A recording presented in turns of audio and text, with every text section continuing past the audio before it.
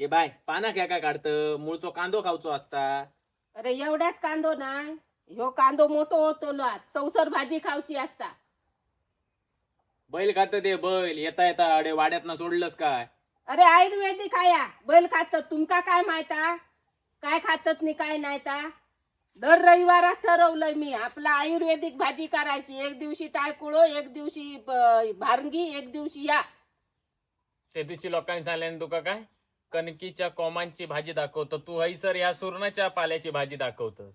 कणकीच्या कोमांची खातत पण ती मगे करतलंय. आता ना, आता मिरगाचो दिवस गेले ते तेव्हा खातत. आता कणकी लय वर गेलो, आता नाही गावाचो.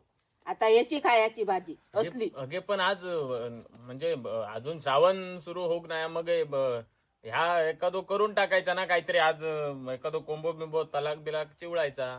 शा मी ठरवलंय झील घरात असात रविवाराक त्या का असलीच भाजी घालायची असा ठरवलंय. म्हणून दर रविवाराक वेगवेगळी भाजी करतय ना, मग ह्या रविवाराक ही भाजी.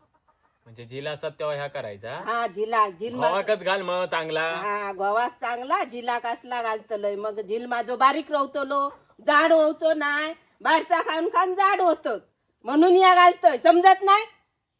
परत परत तात तात काय विचारित रवतस.